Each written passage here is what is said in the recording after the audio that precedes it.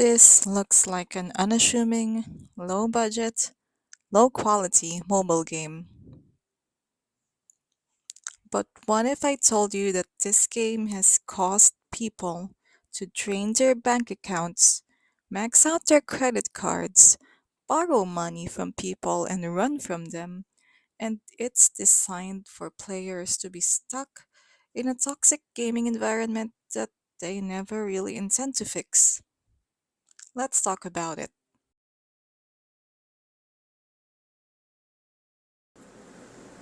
In 2003, I made what would be the biggest mistake of my adult life, and that is installing a mobile game called King's Choice. It's a mobile game that have medieval kingdom aesthetics and characters based on historical and mythological figures such as King Arthur, St. Thomas Aquinas, Anne Boleyn, or Richard Neville, the Earl of Warwick. It's a special interest of mine. In case you guys didn't know, I really love medieval fantasy, the genre in video games, cosplay, and anime. So I decided to install this game. But in this video, we're going to talk about King's Choice and games, mobile games mostly, with a similar structure, how it brings out the worst in players, and how it uses social and emotional structures to keep players trapped in a money-hungry, endless cycle mobile game. Let's talk. First off, let's talk a little bit about the game King's Choice and very similar games. These are social games heavily relying on actual players to keep the game alive and running. There's a story mode, but it's so terribly made and does not offer any significant rewards. The actual events of the game, the actual events that give any significant rewards, are all PvP or player versus player events. These are mobile games that are easy to get into, have a low barrier to entry, so they attract a wide audience. Anyone can simply install the game. Their ads are rage baity or clickbaity and are nothing like the actual gameplay. And that low barrier to entry attracts a wide range of people. I'm in the Southeast Asian server currently, but this game has been going on for a bit longer in America and the US. A reason why I want to make this video is because I've been a player for 3 years and I have seen this game, and I can imagine games of a similar genre or similar event mechanics, gameplay mechanics, just bring out the absolute worst in people. I guess that can be said about a lot of games, not just King's Choice, not just mobile social games. So I want to discuss, I want us to tear apart this game and then figure out how they have such predatory psychological tactics that keep people trapped in this game and then bring out the absolute worst in them while the developers make money. And maybe in finding out these techniques, these traps as I'd call it, people can avoid getting sucked in or letting this game or games of a similar category take over their lives, like it did for people I have known in this game. Let's talk about the server and the guild system in every server. So every player at first is assigned to a new server. New accounts by default are sent out by the system to the newest server, and the server is called the kingdom. And there's a guild system where players can make or join guilds, and the guilds are called alliances. Let's talk about the ranking system, which is alliance ranking, individual ranking, and cross-server ranking. Every player is ranked individually in the server or cross-server across multiple servers. Every alliance is also ranked in server and across servers. There's a ranking for almost anything, and players never run out of ranks to try for or never run out of a goal to chase. Then let's talk about events ranking, which is the main meat of the game. There's a new event or contest every 1 to 2 days-ish. To get stronger and to place better in server and cross-server ranks, you will need items to increase your state power, your overall power, and these are typically earned as rewards from in-game events. Events are basically rotational mini-games, changing every 1 to 2 days, 4 or 3 days if you count the cross-server versions. There's also a ranking system in these events, where the rank 1 is the winner, and typically they win a title, whether it's Earl, Duke, or King.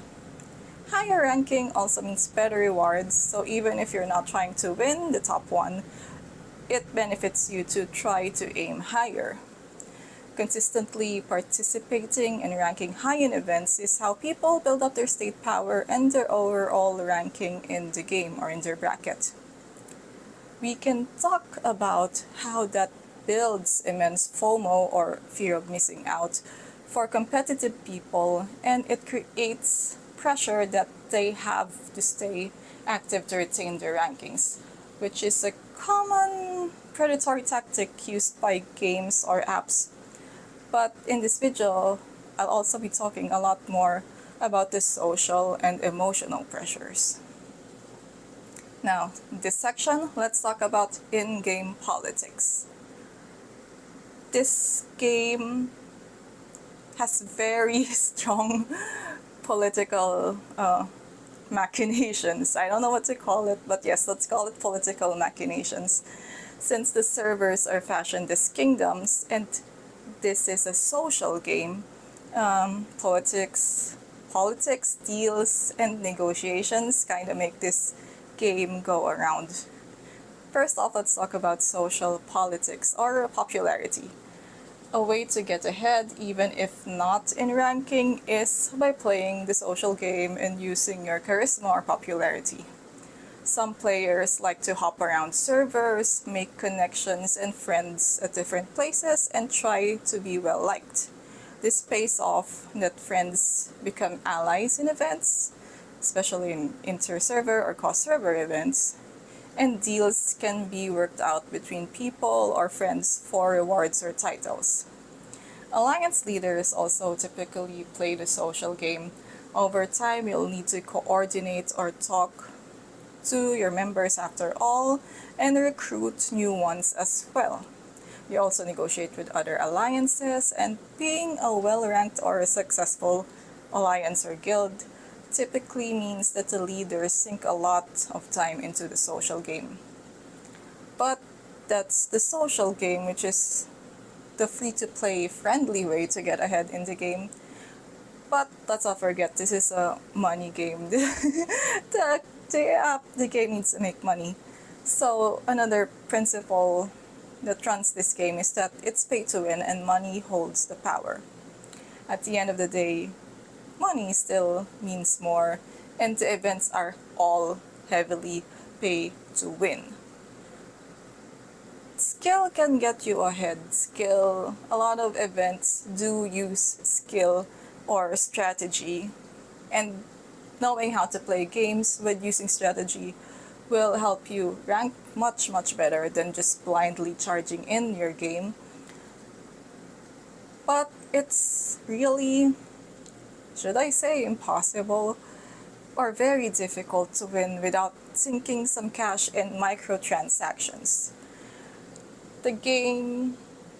This does mean that in the game, the heavy spenders do have a lot of say, not just in, they keep winning because they can just blindly pay to win for everything. This also means that they have a lot of say in the social game because of the sheer power that they have in a very imbalanced system.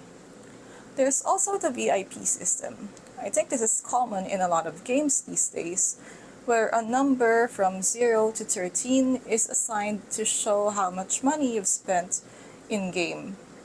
Having this VIP system number displayed so blatantly also means that a lot of players will likely try to get close with high VIP players because they're powerful and they're influential, and they're usually the ones dictating who wins events. People and even the game itself treats high VIP players different from normal or free-to-play low-spender players. I hope that wasn't too much information overload for you guys, but does it kind of like sounds like the corrupt systems of our real life actually? So in an attempt to balance the system that heavily favors those with money, some servers make agreements with themselves or amongst themselves and set rules. We just call them the server rules. Common rules are rotating who wins events so that everyone has a chance to win. Maybe for the first event, Alliance A wins it. And then for the second event, Alliance B will get it. And so on and so forth. Everyone who joins the agreement may have a fair chance at winning something. And then another thing is no attacking each other at cross-server events or no hoarding or stacking titles. Some servers go as far as to make ebooks or Excel files about server agreements that sound more like a contract. I've honestly seen them. Honestly, people make rule books and PDFs, and Excel files. Excuse me, I have seen Excel files about server agreements, keeping record of who won what, who contributed the most, whose turn it is. So this shows how devoted some people are to this dang game. Let's refresh memories. There are two ways to get ahead of this game. At this game. First, have money and spend. This is the most effective way. Second is you socialize and you network. This creates an ending cycle of a game where the spenders dominate and the ones who are not the top or not extensive spenders will use different strategies, usually social strategies, to get ahead and win events. These strategies can include banding together with friends or even making deals with other spenders to fix matches, predetermine the winner. A high VIP player may abstain completely from a match because of a request or a deal made with other players, opening up the title or the win for other players. Or in many cases, after gaining some experience, learning how to play the game, getting the hang of the ropes, is that what it's called? Yeah, learning the ropes. After learning the ropes, many players will migrate to newer servers and get ahead just by experience, because they already know how the tricks and techniques of each event, and they pick on new players who have no ducking idea yet. This cycle, it's a trap, and it just keeps going on. I'm gonna be talking about my early experience in the game in my very first server. So we were new players who watched a silly ad of this game, which was nothing like what the game was, honestly. And where we started this new server, we had no idea that it was already run over, or there were already a lot of experienced players there who were trying to establish hierarchy, even when the server was barely a week old. It was already dominated by experienced players from older servers, and they already very early on tried to set up rules and group chats for alliance leaders. So total newbies, in my opinion, will have no idea how to play the political game in this game.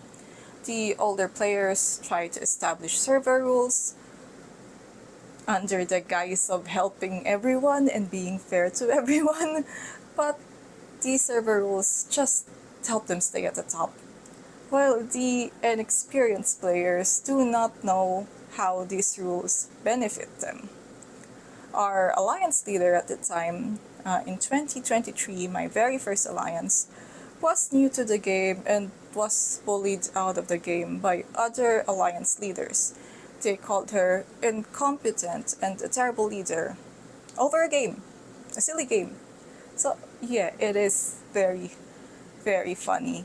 These people who already have knowledge of how to run an alliance or play this game are picking on someone who's a first-timer, calling her a bad leader when you're supposed to be guiding her and making the game experience fair for all. Yeah, that's how it gets.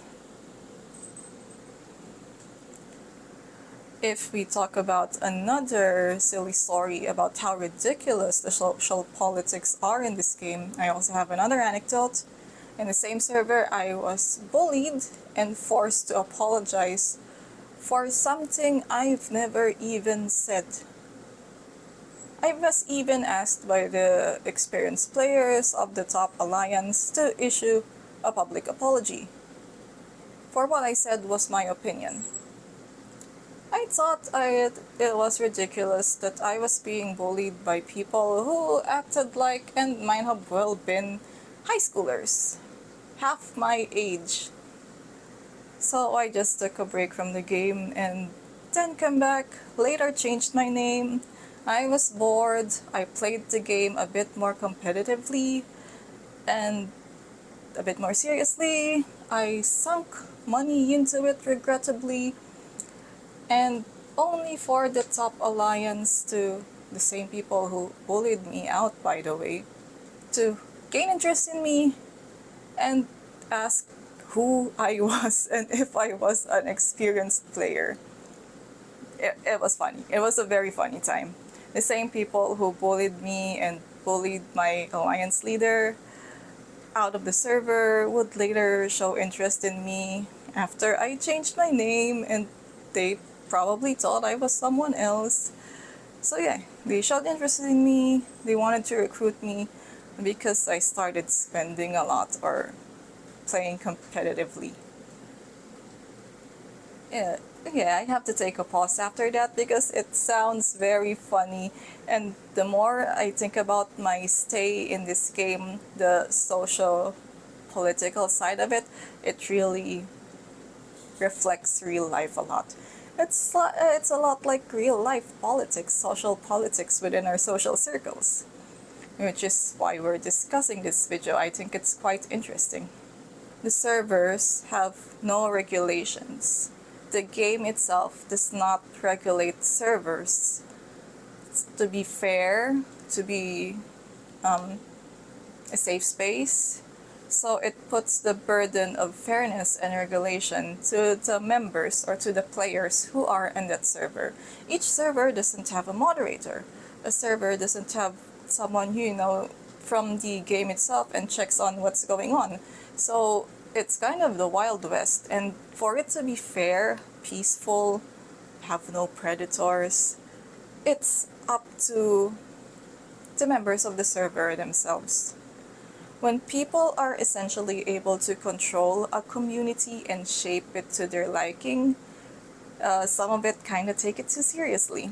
Some people make a set of rules that are framed as beneficial, when all it actually does is serve to preserve their rankings and keep them as the ones in control.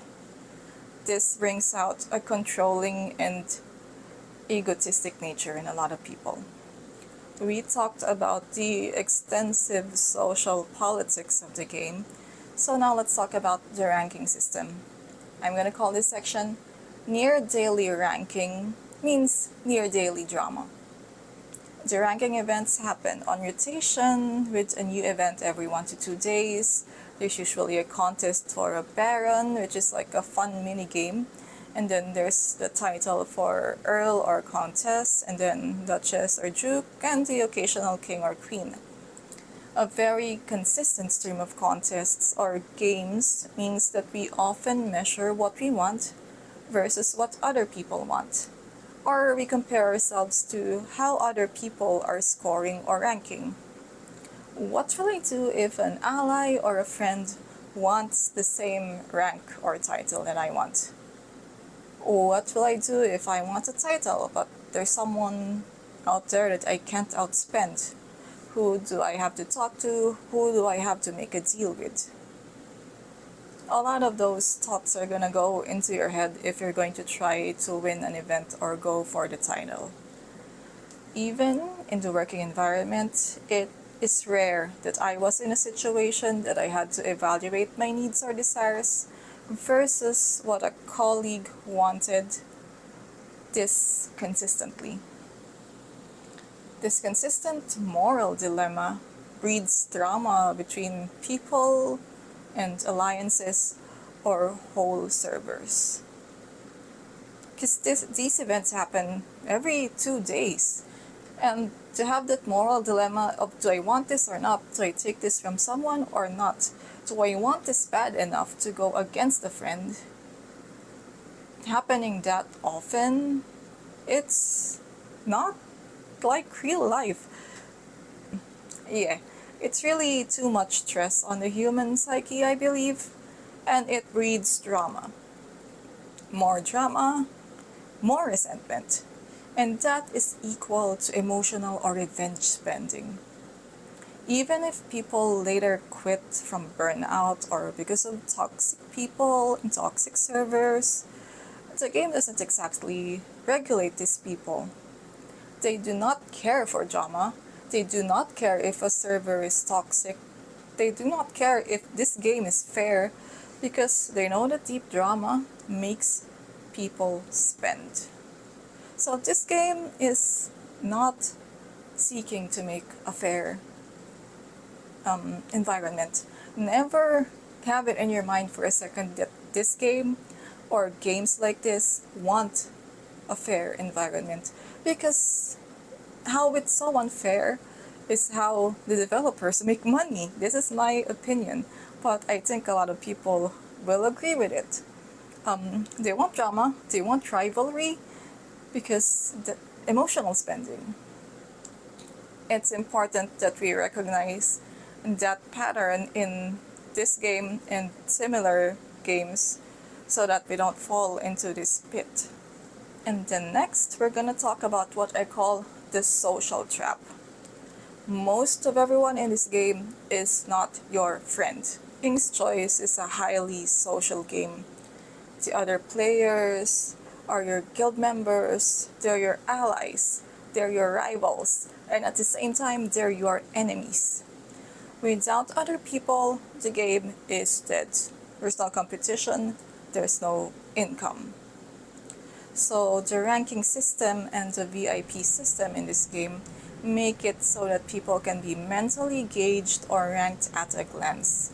Someone's usefulness or importance in game is then easily clocked, and people treat important players differently. So the usefulness, or how you judge people to be quote-unquote useful in the game, breeds toxic relationships and toxic friendships. Most interactions have a motive. People have a favor to ask, people have an event they want to win, people want to recruit you, people want to get a certain rank. And then favors done often need to be reciprocated, and having to help others out or attachment to people who are helping you cause people to stay in the game. I noticed many in-game whales or big spenders are women who are caring for their alliances or for their friends. The game profits a lot from these connections or these friendships. I think it happens more in women, or women tend to do this more because of the maternal instinct. So we like to look out for others. We like to look out for their members. I myself am really fond of the members in our guild. So eventually these women will spend a lot to help their friends. Even when you say that a relationship or a friendship is healthy and not toxic, the game still gains from this because people will pay and will spend to help their friends. But more often than not, there have been people in game that I've emotionally invested in and consider my friends, only for me to realize months or even years later that we were never really friends. It was never the case. There used to be a friend, I won't call him a friend anymore, a guy who would try to be close to me, but he only ever talked about server politics when I was the co-leader of a high-ranking alliance. It later turns out he only wanted to get close to me, to get closer to our leader, who was VIP 11, so she was really a big spender, honestly. So he also confessed feelings for her and said he wanted them to be a real couple. But she was a teenager and he was in his late 30s, if I might add. Ooh, drama. Yeah, so this guy comes around, pretends to be a friend, pretends to want to help, then develops a deep friendship for you because like we were honestly talking almost daily. We chat about daily life. The chat function in this game is quite robust, so I love just meeting people to chat with. But then it turns out not only does he just want a high ranking and want to be in the top alliance, he also is a creepy predator. A lot of people that I once thought were my friends, and I've sunk so much of my time and my emotional energy into them, only to realize that I'm either like a pawn in what they want to achieve in this game, honestly. And that has broken my heart a lot of times. So for my advice to anyone playing this game or anyone who's playing a similar social mobile game or any game that has something like these systems, not everyone is your friend, and not everyone who's playing there wants to be your friend. And I think we just have to accept that, and we just have to be critical of who we exert our effort and emotions on.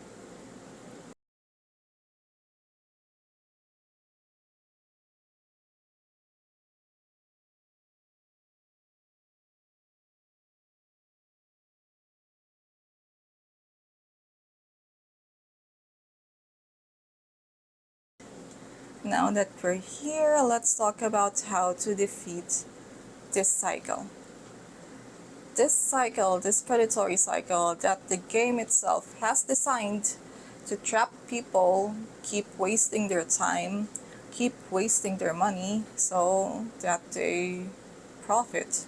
So yeah, let's talk about it.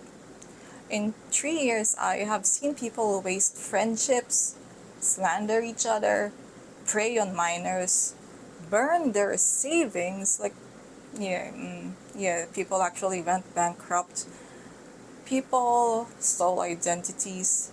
People borrowed money from other people and ran from their debt, all in the name of this game and getting ahead in this game. This is honestly wild. I've played mostly solo player games all my life, console games. And this is the first time I played a mobile game, and it was honestly wilder than solo console games. This is why I don't play multiplayer or social games, honestly. But yeah, the emotional trauma this game is able to inflict is deadly. For people who truly just wanted to make friends, form connections, or have a good time and play what they think is a fun casual game. It either crushes you,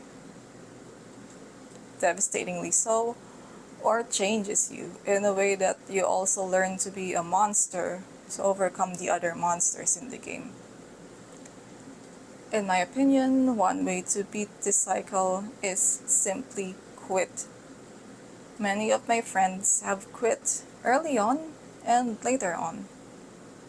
I have friends that have been so emotionally hurt by this game and the people in this toxic game that I truly think quitting is the only way for them to go forward. Just forget this. Just don't even try to salvage it. Just move on. Just go. The sunk cost in time, money, and effort is nothing in comparison to something that is disturbing your real life and causing you real pain. I've mentioned my friends before that were bullied in the game so severely, they just quit And I honestly think that was the best choice. There's no eventually, when you go through something like that, when you're picked on by people in this game, the reflex is honestly to try to do better, to do stronger, to spend, and that's what the game wants. The game honestly encourages drama. My end goal actually is to quit someday, but I'm currently still playing, only a lot more casually. There's a second way I think we can beat the game's predatory tactics, and that's simply not to care so much. Whether I win, whether I lose, how strong I am, what rank I have decided and choose to not care so much. Ignorance is bliss. There's a quote from one of my favorite video games, Fire Emblem Patch of Radiance, or the Fire Emblem series, where someone says there's people with everything and there's people with nothing. But those that don't notice the difference are the ones that are truly lucky, fortunate, blessed. So those that really just don't care about their ranking or their strength, they're really the blissful ones, I believe. Now I avoid looking at ranking pages because honestly, the game also triggers something in competitive people who want to always succeed, rank well, be competitive. And I am a bit like that at times, so these days I avoid looking at rankings. I avoid looking at records. I avoid looking at notifications of who attacked me so I don't have the urge to retaliate. Because sometimes you're in an event and then someone hits you or targets you for God knows what reason, and you retaliate. And mostly to retaliate, you either call on other people to help you hit back or you spend. A lot of people tend to take things personally too easily and think they're being attacked, and then emotional spending. Yeah, the same trap, the same cycle. And then I also avoid overthinking of what people think of what I did or what I didn't do. I used to be actually quite eager to help others and build connections or assist them in game because I think it's good sportsmanship or just being a good team player.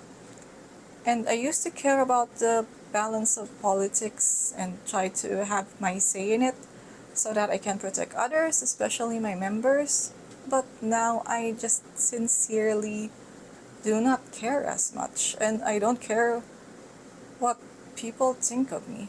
And I also don't care about what they do because we have to stop being so self-centered and think that everything revolves around us. Usually, in real life and even in game, when people do something towards us, it's not because of us. Most likely, they haven't even thought about us. That's my opinion. So whatever achievement I have in the game, whether it's ranking or in reputation, this is the real tea. Honestly, it's useless and it amounts to nothing in real life.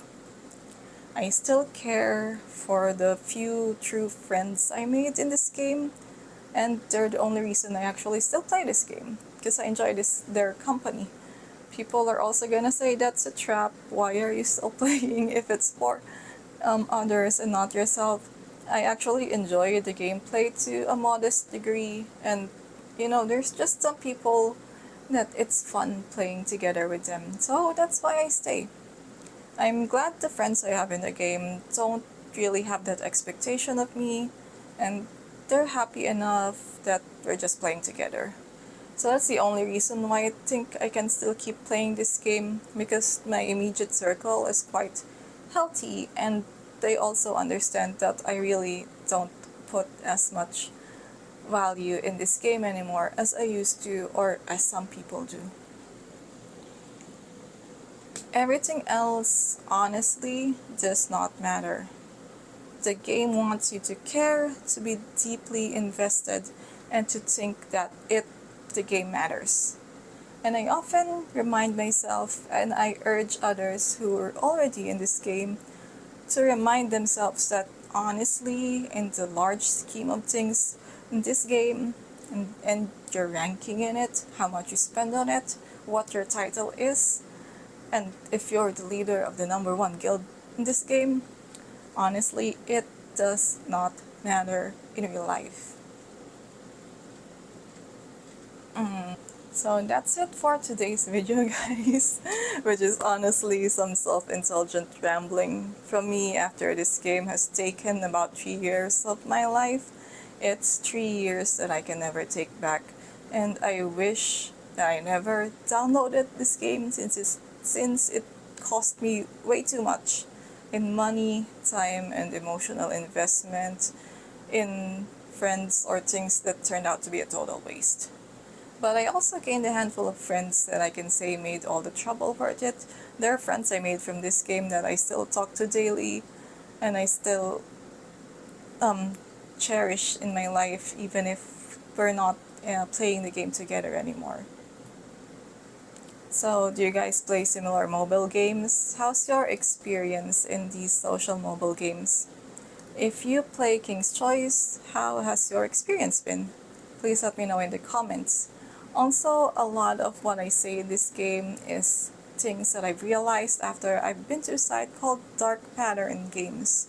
It's a game site that creates games on whether they have dark patterns that keep people trapped in a game or trapped in a cycle of spending, which is basically the setup of a lot of mobile games laden with microtransactions.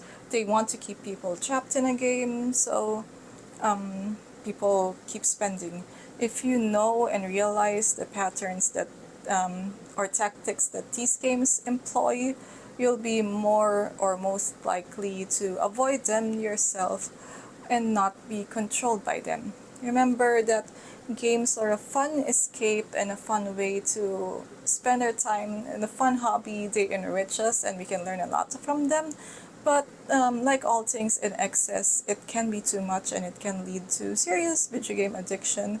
Remember that it's a fun hobby. It shouldn't be an escape from your real life to the point that you throw away your life. If you're having difficulties with video game addiction, I urge you to talk to a friend or seek help about it. So this is Saren. Thank you guys so much for watching. I'm also known as Mary Reed from server 237 in King's Choice T. If you're watching me from King's Choice, why are you here? So yeah, thank you so much. See you guys on my next video. Maybe follow, like, or subscribe if you want to, but no pressure. See you guys. Bye.